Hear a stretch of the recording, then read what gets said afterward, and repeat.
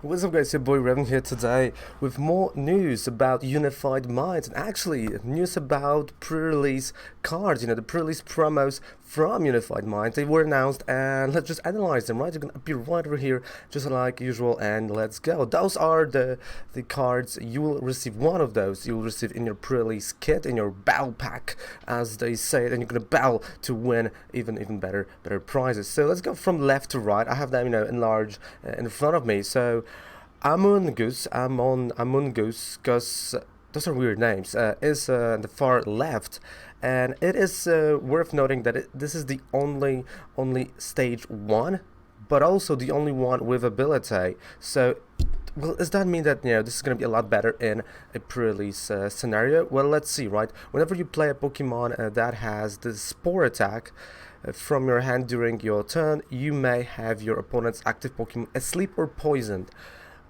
I mean, this is not a bad ability for the pre-release. Of course, normally it's okay. Honestly, it might find its place in certain decks like Mook and Mook. So I'm not no, it's quite okay. But in the pre-release scenario, when you have like four prize cards, yeah, sorry, four prize cards, it might be crucial. But also, I'm not that sure about it. The fact you have to evolve it, right? But again, I might be super wrong. 20 plus, if your opponent's active Pokemon is poisoned, this attack does 70 more damage. And now this attack makes this card amazing. So I think honestly, for the pre-release kit, Among Us, it is going to work perfectly. As of right now, this is like the first card I'm reviewing. This is the best. But no, honestly, double colorless, so he can go to whatever deck you're gonna choose.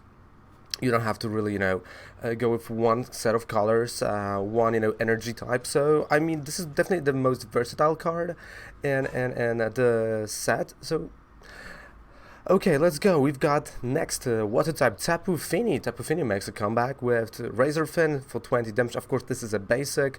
I don't see the retreat cost. It's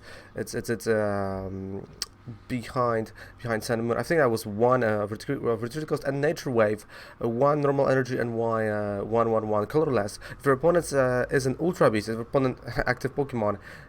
No, if you're sorry, if opponent has any Ultra Beast in play, this attack does. Oh, okay. This attack can be used for one water type, so it's 100 damage for one water type, but only on Ultra Beasts. Yeah, this is bad.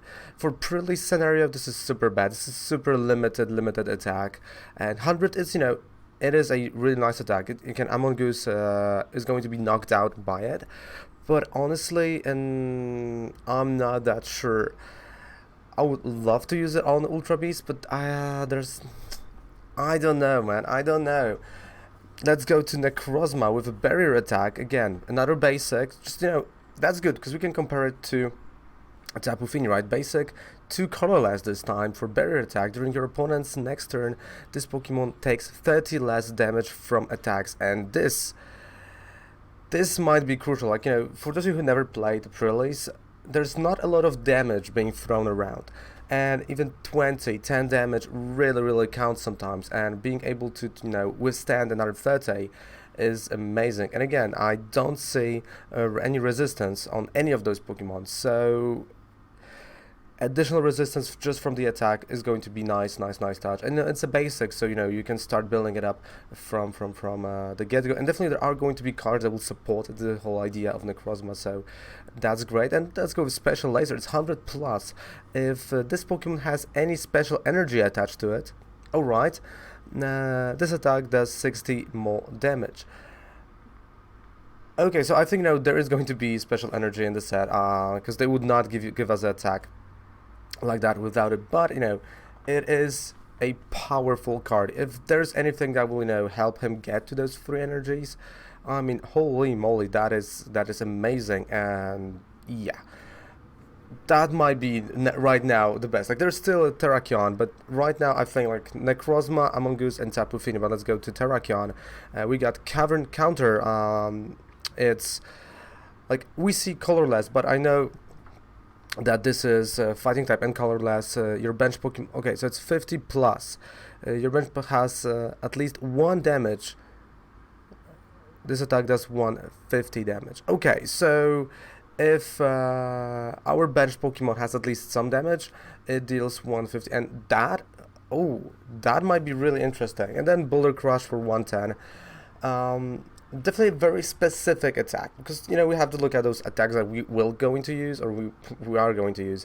Cover and counter is really specific, and I don't know if, because again, remember, there are no escape ropes, no Guzmas, no a lot of switching, retreating.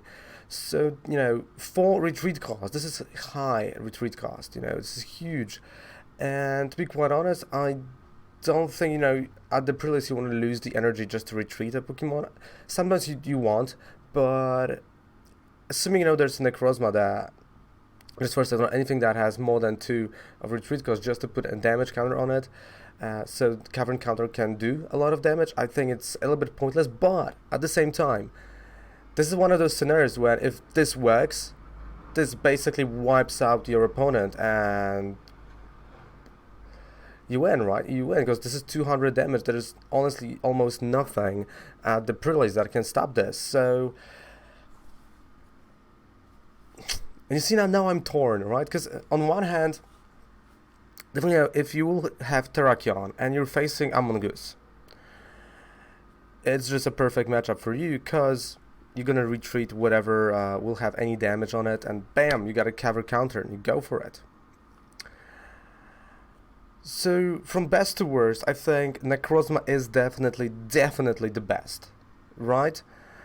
Amogus, I can see him being really nice, but also I think, it's Necrozma, and Amogus is kind of equal with Terrakion for me, because again, Amogus, he needs a little bit of a build up. You have to evolve it, then it's poison asleep, so you're slowly, chopping down the HP of your opponent's Pokemon.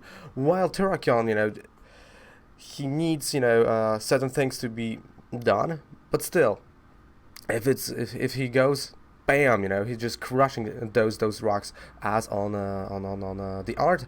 And Tapu Fini, I mean, honestly, Tapu Fini, like, just look at Necrozma. By the way, speaking of Necrozma art, Necrozma is an Ultra Beast, right?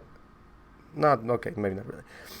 I mean, Tapu Fini is just bad. In this scenario, so if I would be going to pre-release, I would pray for Necrozma, because there's really cool stuff you can do with it.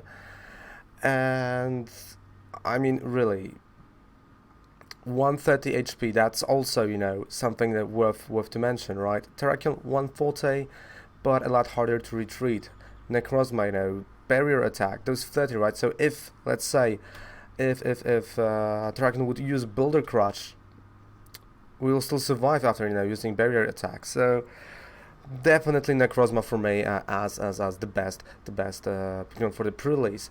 Guys, what do you think about those promos? That's a good question. What do you think about those? Do you think they are really good or they are bad? Which one you would like to get during your pre-release?